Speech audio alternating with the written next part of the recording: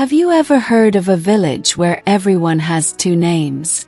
This unique tradition has been passed down for generations. But what's the story behind it? Join me as I explore this fascinating village and uncover the secrets behind their double identity. The sun was still lazy in the sky when little Nelo tiptoed past the brown clay pots at the side of Mama Uju's hut. Her heart beat fast, not because she was stealing. No, but because today she planned to do something forbidden. Something no child in Ogada village had ever dared. In Ogada, everyone had two names. One name they used during the day, and another secret name they used only at night. It was said that if you called someone by their night name in the daytime, something strange would happen to them, something bad. So people kept their night names hidden like a snake hides in tall grass. But Nelo was curious. She was 10 years old, and though her hair was always rough and her feet dusty, her mind was sharp like a razor blade. Her best friend was a goat named Loma, and sometimes she'd whisper stories into Loma's ears when no one was watching. Today she had a plan. She had heard Papa Uche, the oldest man in the village, whisper something last night as he slept on his bamboo mat near the fire. She had crept closer, and though his voice was dry like old leaves, she heard him mumble the name, Nwokizu.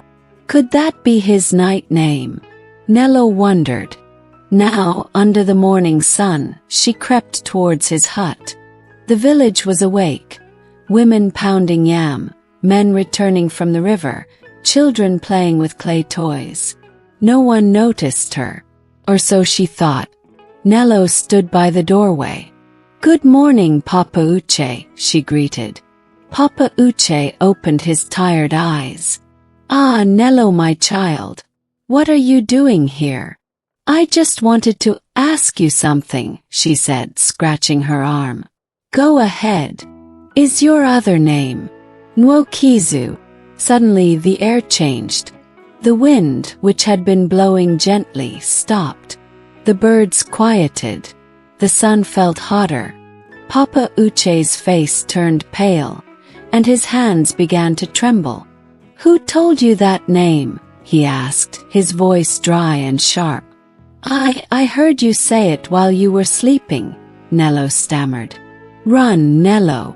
Run." But it was too late. A loud crack shook the air like thunder. The ground beneath them shifted. Papa Uche screamed and held his head. His skin started to glow like hot coal, then slowly turned black. Not burnt, but like shadow had swallowed him. His voice became deep and twisted. Villagers came running. Some screamed. Some dropped to their knees in prayer. Others held their children tight. "What did you do, Nelo?" Mama Uju shouted.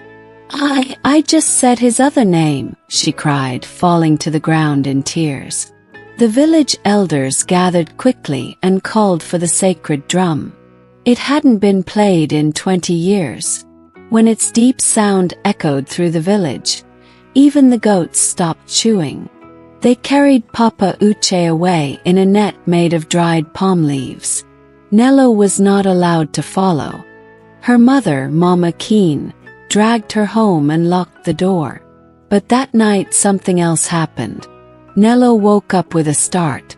There was a whisper in her ear, a voice she did not know. "Nelo, your night name is Amaria." She sat up in bed. Her heart pounded like talking drums. Who had spoken? The room was empty. She whispered back, "Who are you?" No answer. Only the sound of the wind outside and the soft breath of Loma the goat snoring in the corner. Nelo didn't sleep again that night. The next morning the village was quiet. Too quiet. Nobody spoke of what had happened. Papa Uche's hut was empty, like he had never lived there. Like his very memory was washed away with the river. But Nelo remembered. And now she had a secret too. She had a second name. And deep inside she knew. She had opened something that should have stayed shut. The market buzzed as usual, but people glanced over their shoulders more now. Nelo walked through the narrow paths, her eyes alert. She had questions, but no one would answer them. Except Chima. Chima was the village troublemaker. He was 12, always barefoot, always in trouble. But he knew things. He met Nelo behind the mango tree near the abandoned well. "I heard what you did," he said, his eyes shining. "You did?" "Yes. And I know someone else who once said a night name in the day. But he disappeared." Nelo gasped. "Who?" "My uncle. Before I was born. They say he called the name of the one-eyed drummer during a wedding. The drummer vanished. And my uncle too." Nelo's mouth was dry. "But why? Why does this happen?" Chima scratched his head. "Some say the second names are not just names. They are bonds. With spirits."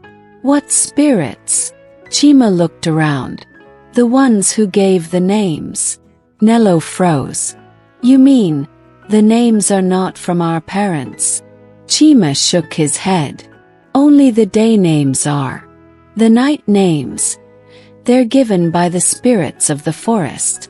Nelo's chest tightened. "Then why do we keep them?"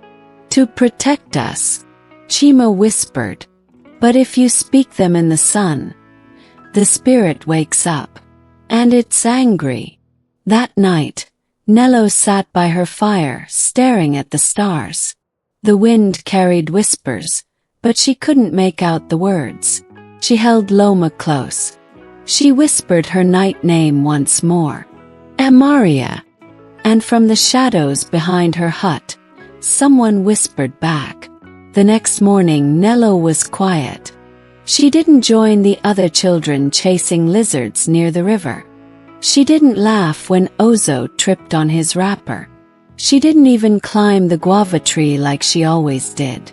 Instead, she sat under the orange tree, staring into the forest.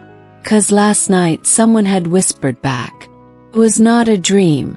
It was not her imagination. The voice was soft but strong. Not scary but not human either. It said, "Amaria, come." Just that. Nelo didn't tell Mama. She didn't tell Chima either. But she decided. Tonight she would go.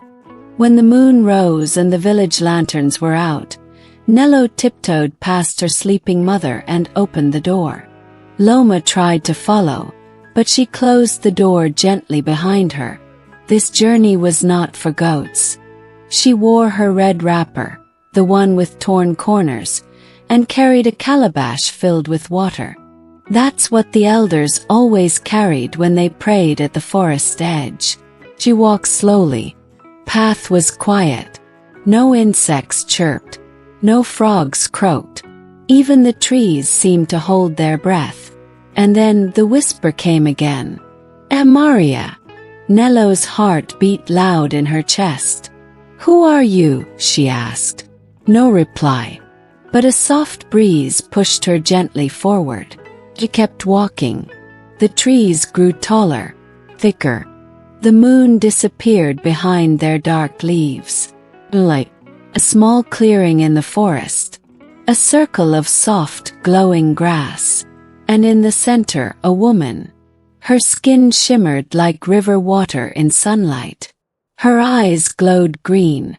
She wore beads, feathers, and a crown made of fireflies. But she didn't look dangerous. She looked sad. "Amaria," the woman said. Nelo swallowed hard. "My name is Nelo."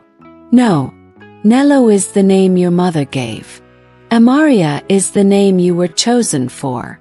"Chosen by who?" The woman looked up at the stars. "By the spirits who watch over Ogada. Long ago, each child was given two names. One by man, one by spirit. Your spirit name is your true name. It holds your path, your power, your danger." "I don't want danger," Nelo whispered. The woman stepped closer. But you spoke a name in the sun that cannot be undone. Now the bond is awake, and more will follow. More what? The woman touched Nelo's forehead. More voices, more names, more truths. Suddenly, Nelo saw flashes, quick like lightning. A boy crying inside a burning hut. A woman whispering her name as she turned into smoke. A river flowing backward. A girl standing at the edge of a cliff, wearing Nelo's red wrapper. He pulled back. No. What was that? Pieces, the spirit woman said. Pieces of the broken past, and of what may come. I don't want it, Nelo shouted. I just want to play with Loma and eat roasted yam. The spirit knelt beside her. It's too late now. But you're not alone. What do you mean? Others stepped from the trees. Children, just like her. Boys and girls with wide eyes, holding wooden staffs, stones and charms. Each one had heard their second name. Each one had come. And each one was afraid. The fireflies circled the group as the spirit woman raised her hand. You are the children of the second name, she said softly. And Ogada will soon forget who it is. You must remember. You must protect. A boy stepped forward. He looked about 12 with dark skin and strong arms. I'm Daika. My night name is Azuka. I saw my father's shadow walk without him. Another girl, tiny and quiet, whispered. They called me Ngozi. But I am Olama now. My sister disappeared after saying my name. I want her back. One by one they spoke. Nelo, Amaria, stood in silence. Her hands trembled. Then the spirit woman touched her again. You will lead them, Amaria. You have the gift. I'm just a girl, Nelo shouted. I can't lead anyone. You spoke a name that broke the seal. You woke the bond. That means you are the key. No, I didn't mean to. I didn't even know. You knew enough to be curious, the woman said. And sometimes curiosity is the door. The other children looked at Nelo with new eyes. Some hopeful, some afraid, some angry. You brought this, Daika said. I didn't know. But now you do, said Olama. And now we're all in it together. Nelo turned to run. But the forest behind her was gone. Only darkness. Only whispers. Only the path forward. Nelo didn't cry. Not yet. But inside, her heart felt like it was holding a heavy stone. She didn't ask for this. She didn't ask to know her night name. She didn't ask to become a key, or a leader, or anything that had to do with spirits. She just wanted to go back home and sleep with Loma by her feet. But the forest wouldn't let her. The other children stood in a circle now.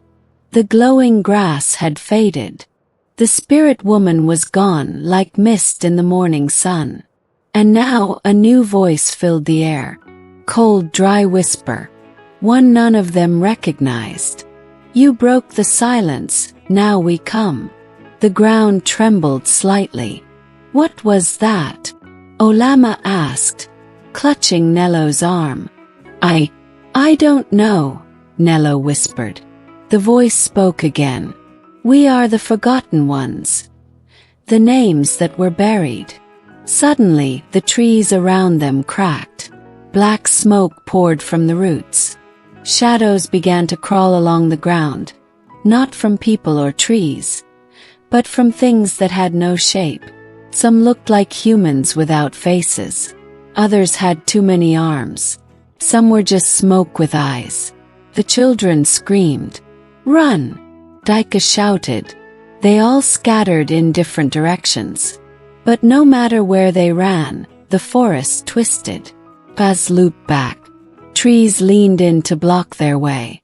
And the shadows followed. Nelo ran until her legs burned. Her wrapper got caught in thorns. Her calabash dropped and broke. She fell face first into the mud, tears finally spilling from her eyes. "I didn't mean to," she cried out. "Please, please let me go home." But something moved in the mud beside her. Shadowy hand, reaching, just as it grabbed her ankle. "Amaria," Chima's voice.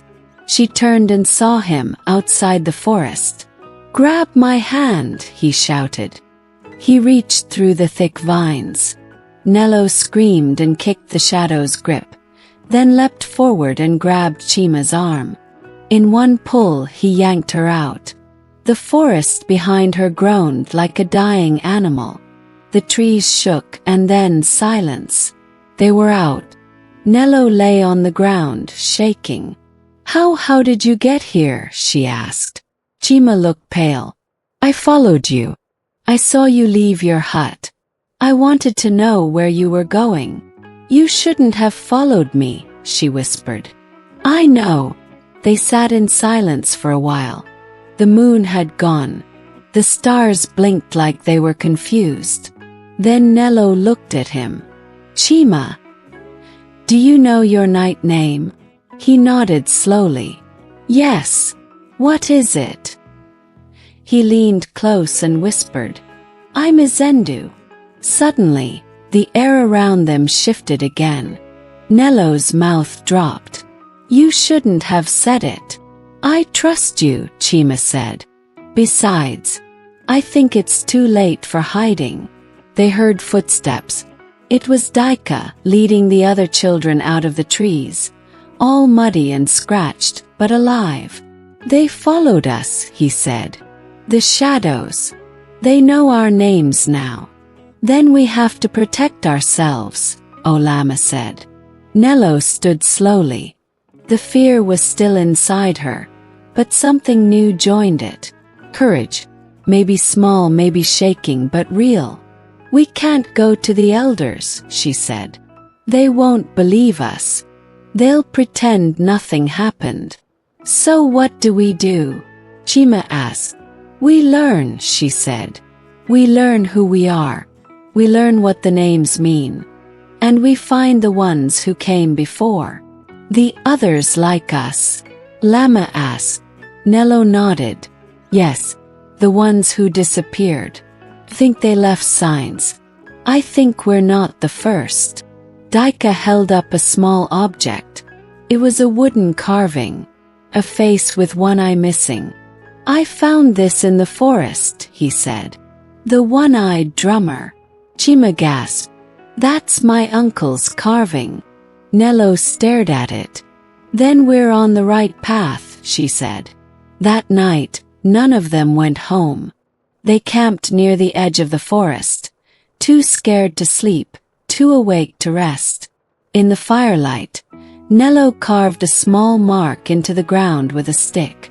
It looked like a letter, but not from any alphabet she knew. Somehow she just knew what it meant. It was her name, her real one, Maria. Morning in Ogada was never quiet, but today something was different. Mama Keen went to fetch water and found a symbol carved on the village well. Papa Obi, the blacksmith, found his hammer had turned to stone overnight. And Ezen, the girl who used to laugh the loudest, was missing. Only a trail of footprints remained, leading into the forest. Nelo barely slept, but her eyes stayed open all night. The forest didn't move again. No more shadows crawled out. No more voices whispered.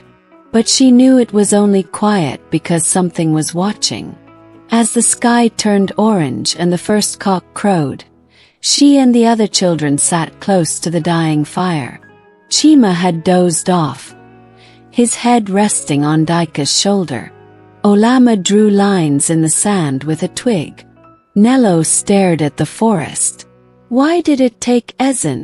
she asked aloud. No one answered, but everyone had been thinking it. Ezen was the girl who always braided Nelo's hair.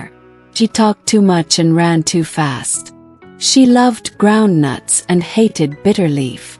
She wasn't part of the group. She didn't know her second name. But now she was gone. "We need to stop this," Nelo said softly. "How?" Daika asked. "We don't even know what this is. I think we have to find where the names come from. The real place.